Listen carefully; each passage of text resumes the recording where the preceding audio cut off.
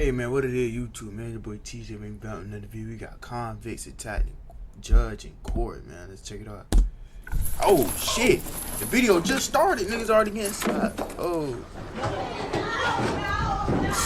I remember In that. the hallowed halls of justice, a sacred trust is shattered when the accused unleashes fury on the very person tasked with dispensing justice. Welcome to a world of raw emotion, where civility is abandoned and chaos reigns supreme. Convicts attacking the judge in court is the shocking reality that unfolds when the accused, fueled by rage and defiance, turns on the symbol of justice. Damn. Join us on a journey into the heart of courtroom mayhem, where the boundaries of decorum are pushed to the limit. As we explore the most astonishing cases, we'll uncover the answers to the question, what drives a person to attack the very embodiment of justice? Let's dive in. Then they get that boy some nice. Deobra Redden. Imagine being able to build an app with your name on it, just by thinking about it. Meet Base 44. Courthouse buzzed with tension as Deobra Redden, a 25-year-old with a troubled past, stood before Judge Mary Kay Huss. His eyes betrayed a mix of fear and resignation as he awaited his fate, knowing well the gravity of his actions. He had wielded a baseball bat in a fit of rage, leaving another man battered and bruised. With the weight of his guilt heavy upon him, he pleaded guilty, bracing himself for the impending sentence of 1 to 4 years behind bars. But as the proceedings unfolded, what struck observers was not Redden's defiance, but his calmness. In a matter-of-fact exchange with Judge Huss, he attempted to plead his case, citing his troubled past and the strides he had made toward redemption. Redden commented that, given his past, he believed a second stint in prison was unjustified. He maintained a steady voice, despite the seriousness of the situation. Judge Huss, however, was unmoved, reciting Redden's litany of past transgressions: 3 felonies, 9 misdemeanors, and a trial of broken laws. Damn. Yet, Redden persisted. That's one thing, though. Like, your life in another person's hands, bro. Like how judge, like, I don't know, but that junk, like, that's crazy, but that's why I don't. You gotta watch you do shit with it, though, for real, though. But imagine you in court, your life is in another person's hands, bro. Whatever sentence she give you, that's what you gotta serve. That shit crazy. Words tinged with desperation as he tried to convince. How you a judge going to sleep at night knowing you gave a nigga life? You feel what I'm saying? Like, judge but you did it of to his yourself, newfound though, commitment so you really to can't. rehabilitation. But then, in a shocking turn of events, the courtroom became chaotic. Without warning, Redden leaped over the bench with fury as he charged towards Judge Huss. She trying to get up. Oh shit. Redden leaped over the bench with fury. Oh, look at as he charged. She was trying to get up out of there like, oh, a little too late, boy. You a little too late. You over there now. Charged towards Judge Huss. Deputies scrambled to intervene, wrestling him to the ground as panic rippled through the room. Amidst the chaos, alarms blared and calls for medical assistance echoed off the walls. Judge Huss, her calm demeanor shattered, lay wounded, blood pooling from a gaping laceration on her head. As the chaos unfolded, it became clear that Redden's outburst had left a trail of destruction in its wake. Days later, Redden returned to court, a shadow of his former self, shackled and subdued. However, the judge's voice was firm and decisive as she announced his sentence. In accordance with the law... But I'm saying, see, now you added more charges. Like, you do, like, this... I ain't gonna lie, this nigga stupid, bro. I ain't gonna lie. Well, you was finna get, like, 1 to 4 years, bro. And now you jumped on the judge. Now you finna add about 5 more years to that, bro. Now you finna add extra years, bro. Now you finna do extra time, bro. You feel what I'm saying? Like, was it really worth it, nigga? Was it really worth it? The break your rent, whatever your name is, nigga. Was it worth it, nigga? Redden was sentenced to 19 to 48 months in the Nevada Department of Corrections, a harsh reality that you was finna get probably 1 year, 2 years in prison, bro. Now you finna get 50 months. But you see what I'm saying, bro? Now you just added extra time, bro. Melissa Hardwick. Do you know the saying about how whatever a woman can do, a man can do better? Well, maybe that's exactly what happened with Melissa Hardwick. Melissa found herself at the center of... That's what she did, like? Yeah, she did, like, something wrong with her, like she finna tell everything. She finna spill out everything. Boy, y'all better look out for Mrs. Hardwick. Exactly what happened with Melissa Hardwick. Hey, watch out for her. Melissa found herself at the center of a heated domestic violence hearing in Russell and Wayne County Family Court in Kentucky. During the hearing overseen by Judge Jennifer Edwards for a domestic violence complaint filed by her ex-husband, Melissa was eager to share her side of the story. As she took the stand, her ex-husband's words painted a picture of a stormy relationship that had been spiraling out of control since the start of the year. He spoke of incidents and arrests, of harassment and fear. But just as it seemed like he was about to reveal the most intimate details of her personal life, Melissa's composure suddenly shattered. "This is none of your business," she erupted, her voice echoing through the courtroom. "My personal life is none of your concern." The judge cautioned that if there were further disruptions, Melissa would face like contempt. One thing I hate about judges, bro, like they think they better than everybody else. Like you human just like everybody else, bro. You think you just sitting in the bed chair, you something? Like some judge you getting like too I don't care about none of that. You feel what I'm saying? Like just because you a judge, you think you like bigger than everybody else, bro? Yeah, but you got a good ass job, you know what I'm saying? Yeah, I ain't knocking you that, you feel me? But bro, like you human like everybody else. You think you got a long ass shower coat. Now you better than everybody else? Come on, I don't want to hear that shit, man. You human like everybody else, dog. Some judge be thinking too highly of themselves, bro. I ain't gonna lie. Melissa remained defiant, stating that she didn't care and insisting that she hadn't done anything wrong to her ex-husband. The judge acknowledged her statement, conceding that regardless, she would serve a 10-day jail sentence for contempt. But that was when things only got more chaotic from there.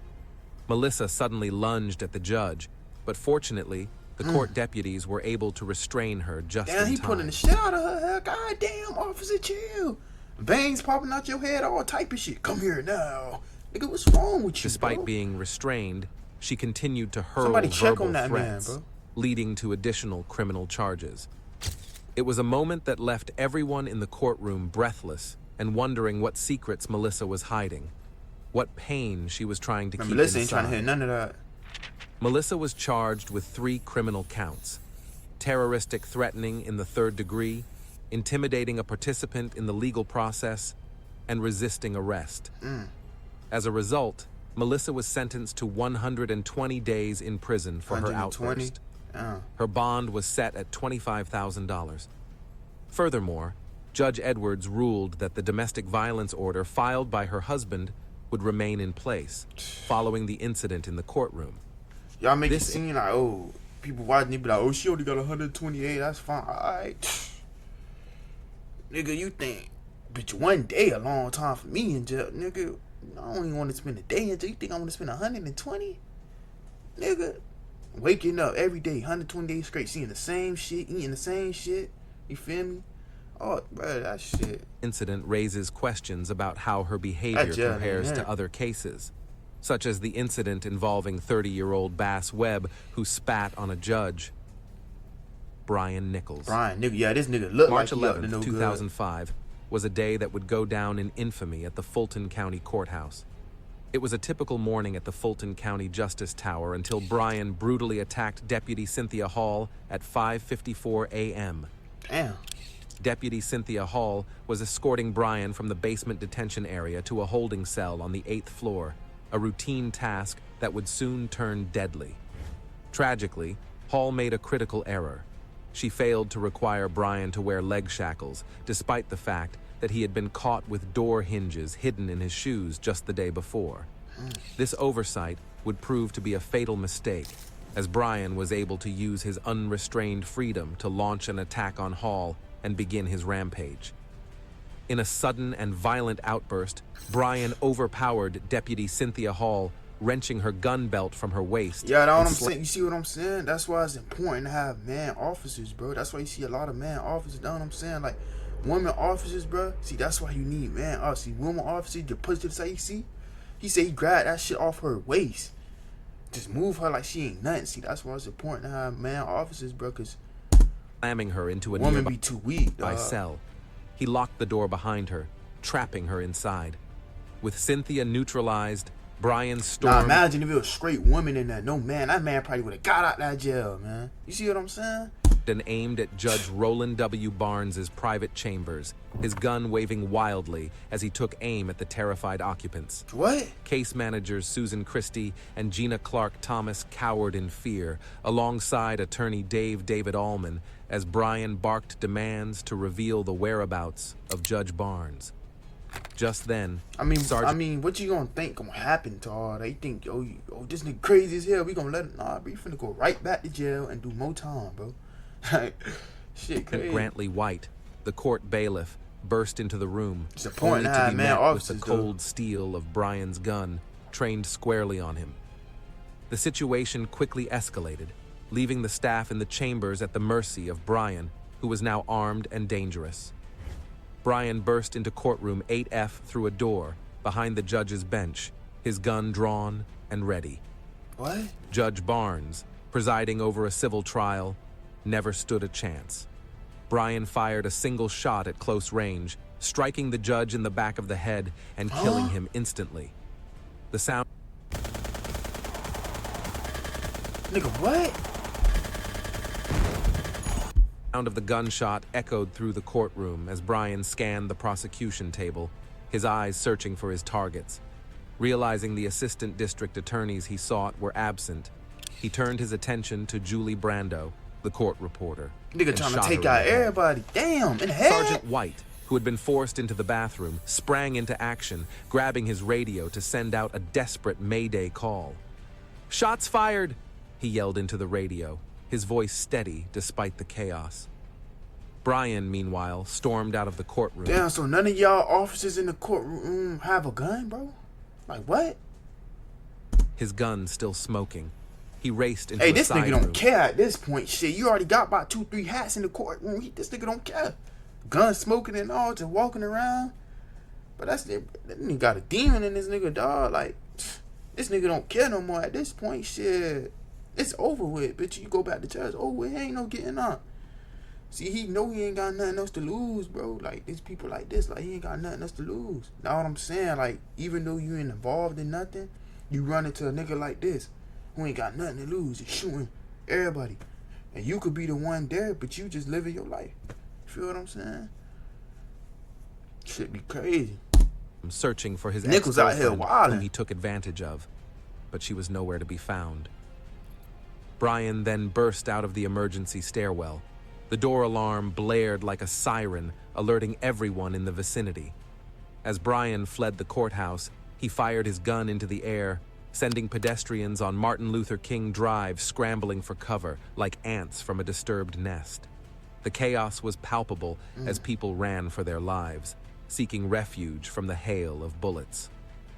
Brian then hijacked a vehicle, And hijacked the commandeering the vehicle? driver's seat and speeding away from Nah, the this scene. nigga Brian A wildin'. massive manhunt ensued, with law enforcement What? agencies working tirelessly to track down the fugitive. Finally, a tip-off led police to Brian's hideout, and he was apprehended, his reign of terror brought to an abrupt end. Back in court, Brian faced the full wrath of justice. Yeah, bro, you definitely finna get life. Yeah, bro, you should might as well get ready for that. Like, people like that, bro, they know it's over with, bro. So they just, this man went inside the courtroom, shot the judge in the back of the head, killed like 2 other people, hijacked the car, shot in the air with a whole bunch of people. God damn. His crimes laid bare for all Damn, to see. Nichols. With the eyes of the nation upon him, Brian's lawyers gambled on an unorthodox defense. Brian's defense team argued that their client was insane and shouldn't be held lawyers accountable for defending his niggas like actions. this? They See, pointed all to I'm his saying, lawyers do anything for that cheese, boy. I'm telling you, nigga get killed by 20 people. Hey, you got that money? Hey, I'm gonna defend you. Hey, he is a good person. He's a good person. He ain't mean none of that. Shit be crazy. history What of lawyers do depression for that and money. suicidal thoughts after a rough breakup with his girlfriend. Psychology experts took the stand, did all that over a revealing girl? Brian's disturbing beliefs, including his conviction that white people were out to eradicate the black race. The jury was left to ponder. Was Brian a victim of his twisted mind, or a master manipulator?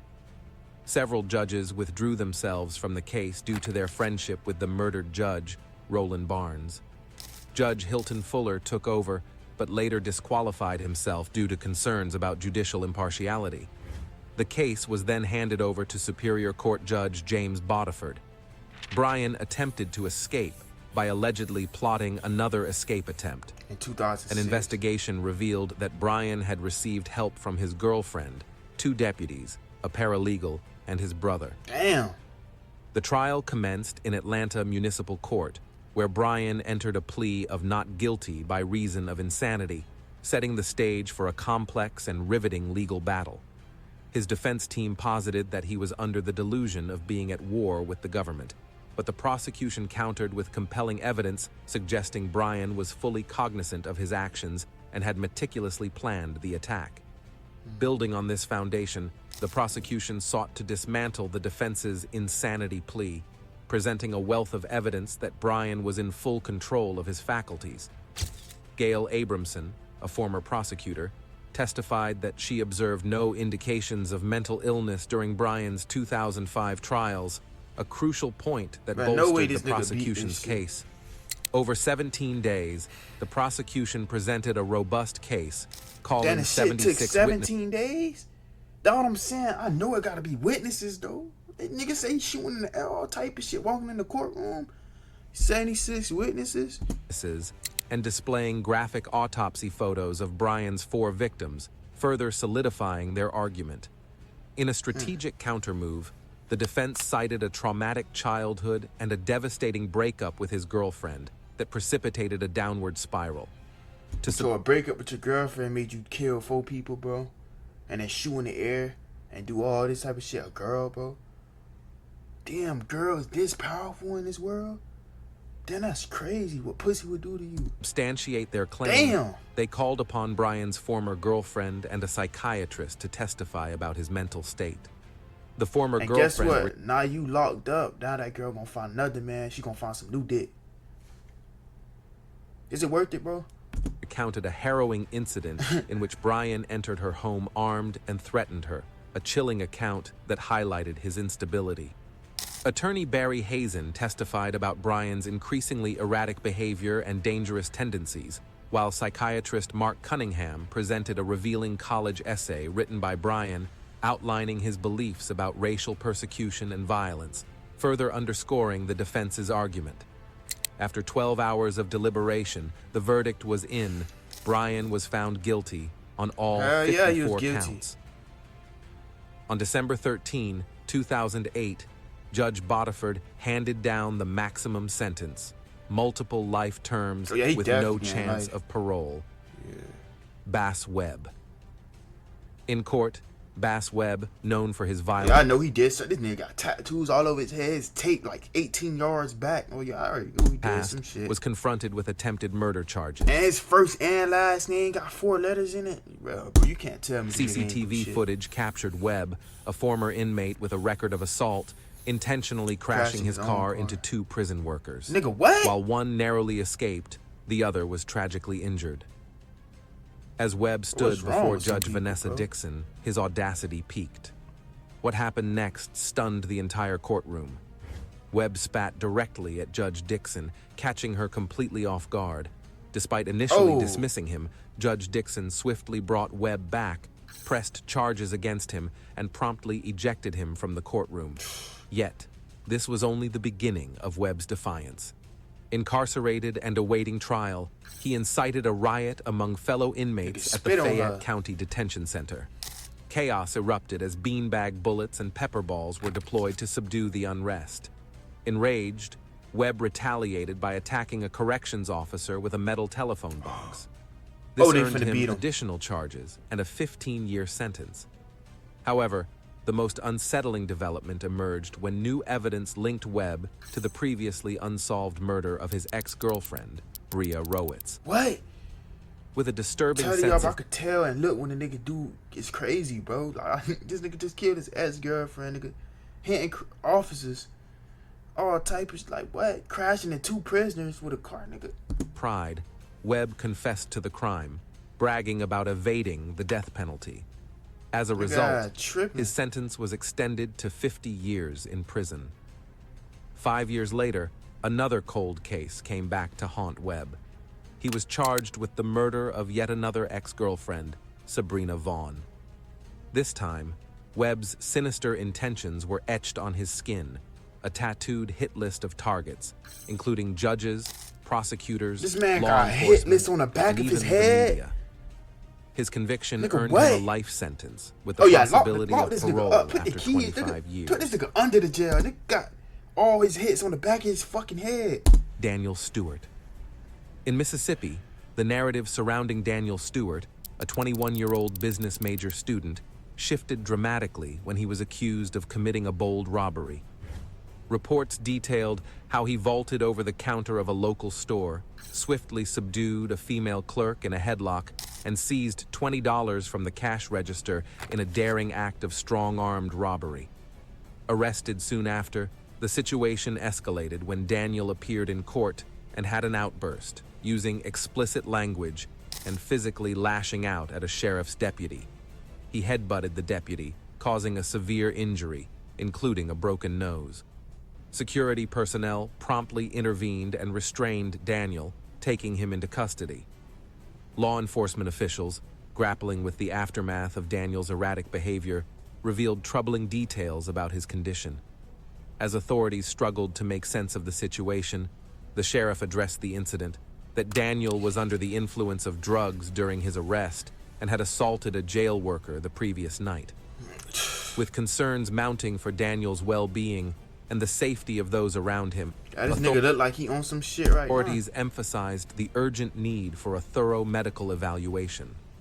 The sheriff voiced concerns regarding the substance Daniel had ingested and its potential effects, underscoring the necessity of a thorough medical evaluation to safeguard everyone involved, including medical personnel, Daniel himself, and law enforcement officials.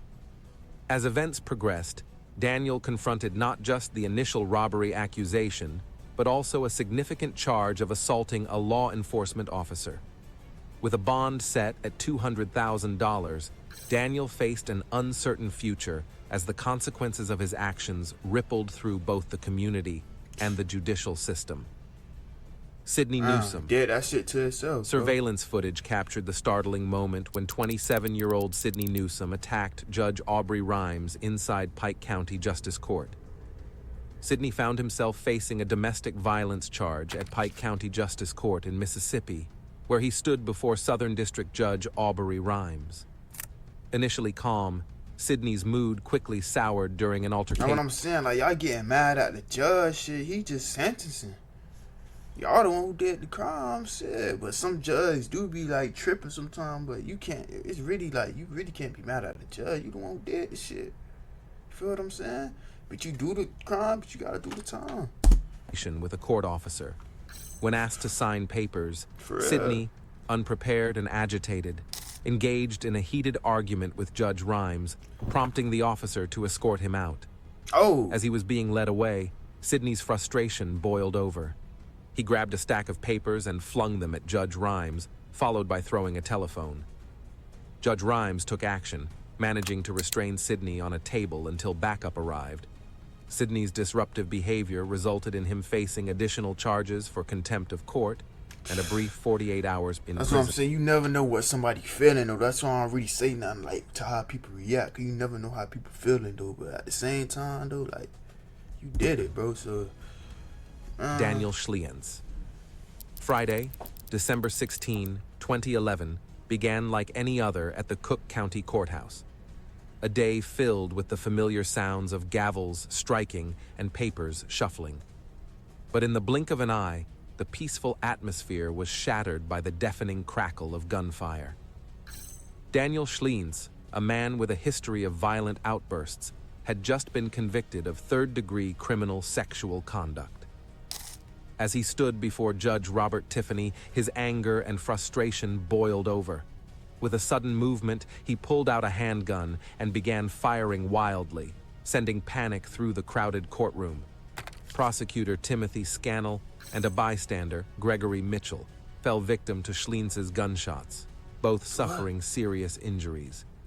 Chaos erupted as people scrambled for cover, screaming and crying in terror. Man, fuck, man, I don't understand that shit. You see what I'm saying? Anything can happen, but I'm saying y'all niggas better stay strapped up, nigga. Y'all talking about, oh, I don't got no ups, I ain't into nothing. Nigga, fuck that, nigga. Anything can happen, bro. Anything can happen. Nigga shooting up school, churches, judge, all type of shit. You know, bro. I ain't gonna lie, bro. All that crying and crawling around, that shit ain't gonna help you. Nigga, I'm getting up out of there, nigga. I'm beating feet. Nigga, I'm Sonic. Nigga, think I'm finna crawl around and cry? You crawling around and crying, that could be the way of you getting up out of there. You know what I'm saying? Instead of you crawling and crying, nigga, get off that bitch ass shit and get up out of there, man. Officers and police rushed to subdue Schlienz. People shooting. You think I'm finna cry and crawl? Bitch, I guess I got one on me. Eventually pinning him to the ground. If I ain't got one on me, best believe the I'm courthouse was plunged into chaos, with lawyers, judges, and staff fleeing for their lives. The sound of sirens filled the air as police and ambulances hastened to the scene, eventually apprehending Schlienz and restoring order. Schlienz was subsequently charged with 2 felony counts of premeditated first-degree attempted murder and held on $2 million bail. Damn, $2 million found bail. that Yeah, he ain't Schlienz getting intended to retaliate against his prosecutor, Scannell, if convicted. This nigga look like something wrong. This nigga like he drink beer and smoke cigarettes all day, and watch fucking and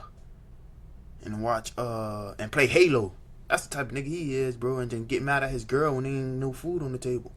That type of nigga he is. He had no escape plan and considered either Halo suicide or provoking a police officer to shoot him. Schlienz's father, Gary, and prosecutor Scannell were unavailable for comment, while Thompson's family and Cook County Sheriff Mark Falk declined interviews. While in jail, Schlienz exhibited symptoms of medical distress, prompting jail staff to call 911. He was subsequently transported to the hospital from the St. Louis County Jail later that evening.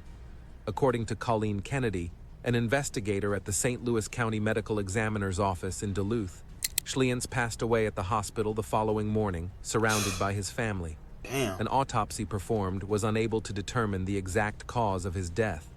Schlienz's sudden death has raised concerns about the lack of closure for the victims and the community. His attorney, John Lilly, who helped save Scannell's life during the shooting, doubts that Schlienz's death brings closure to the victims. Joseph Zieler. In May 1990, the community of Cape Coral during the shooting. Zieler. In May 1990, the community of Cape Coral, Florida, was shattered when 11-year-old Robin Cornell and her babysitter, Lisa Story, were brutally assaulted and murdered in their own home. Huh? The horrifying discovery was made by Robin's mother, Jan Cornell, whose frantic 911 call echoed the urgency of the tragedy. Despite exhaustive efforts, the case went cold for more than 2 decades until Joseph Zieler's arrest in 2016, initially for shooting and injuring his son. It was during this arrest that Zieler's DNA was collected and entered into the database, ultimately matching DNA evidence recovered from the crime scene back in 1990. Zieler's encounter with it's hard to get away with shit now, dude, because all this DNA, all these cameras, all type of shit, it's hard to get away with shit. Not like for you to get away with shit, you really got to be a kid out here. Really got to know what you doing. But like, yeah, man, like, you got to be like some type of demon to like kill your own like child and hurt your own son, bro. Like, what? Hurting your own daughter, raping your own daughter. Like, something got to be seriously wrong with you, bro. Like, what? Law for a separate offense. Told you, bro, this nigga look like he strangled. Look, before the video, I ain't watched this video at all. I could just look and tell like what type of person you is, bro. I don't even gotta know you. I could just look at you and tell how much of a buster you is, bro. You see what I'm saying? Well, in the beginning of the video, I said look like he strangled and beat on people, bro, women and shit, and I was right. Provided detectives with the crucial Daniel opportunity Sheen, whatever to your obtain name his is, fingerprints and DNA samples. These were promptly included in the CODIS database, which also housed unidentified DNA from the Cornell Story case. When the system ran, detectives received a hit linking Zieler to the 26-year-old murder case. Subsequently, Zieler was arrested again and charged with capital murder. Top of the mortar. Oh, During that's the court life. proceedings, the prosecutor contended that the defendant's actions were of such gravity and seriousness that they warranted the ultimate recommendation of death. Yo. Initially, Man, get that nigga the Zealer death penalty, professed man. ignorance regarding the No victims chin having and ass Jan nigga. Man, Cornell, get that nigga the death posing penalty, rhetorical man. Nigga got questions straight facing cheeks, man. about Get that nigga knowing death Lisa's penalty. story and Robin Cornell. However, he later contradicted himself, alleging that his DNA was found at the crime scene because he had engaged in intimate acts with Jan the night before the murders. He further claimed that the victims had failed to wash their sheets, implying a casual and dismissive attitude towards his involvement. Zealer further disparaged the victim's mother, referring to her as a pig and suggesting that her supposed lack of hygiene would have preserved his DNA at the crime scene for months. In a last-ditch effort, Zealer claimed the prosecutor was framing him, questioning the DNA evidence and highlighting the retesting of the sample. He asked the jury if they had heard the DNA witnesses testify to retesting the sample, taking a new swab from the sheet, and having another analyst conduct the same test. Zealer emphasized that the retesting had indeed been done. Despite his efforts, the jury delivered a guilty verdict, finding Zealer guilty of first-degree murder in the deaths of Robin Cornell and Lisa Story. The jury's decision was clear and direct, leaving no room for doubt. However, it was Zealer's behavior during his sentencing that left the courtroom in shock. Handcuffed and flanked by detectives, he requested a private discussion with his attorney. As the attorney leaned in, Zealer suddenly threw a wild elbow, catching everyone off guard. Thankfully, the detectives quickly subdued him, restoring I order seen that to in the beginning of the video. I'm like, damn, as soon as the video started, I knew that was going to be the last part of the video. As soon as the video started salting, like, he like, damn, bro, like, he had like, damn, bro, I'm already over with, like, shit. Yeah, bro, you ain't seeing no more sunlight, you dying in there, bro, I ain't gonna lie. Zealer claimed to be relaxed despite his outburst, while his lawyer joked Now you about just having added more time, bro. I don't even think you could add more time. You already got life, so you just extra fuck. taken harder hits in his Honestly. boxing days. The tension was palpable as the court prepared to deliver its verdict. After reviewing other capital cases, the court concluded that the death penalty was a proportionate sentence for Zealer's heinous crimes. The court ruled that Zealer had forfeited his right to live under Florida state law. Zealer was sentenced to death for the murders of Robin Cornell and Lisa Story. Damn. His premeditated attack on his defense raised questions about its similarity to other cases such as that of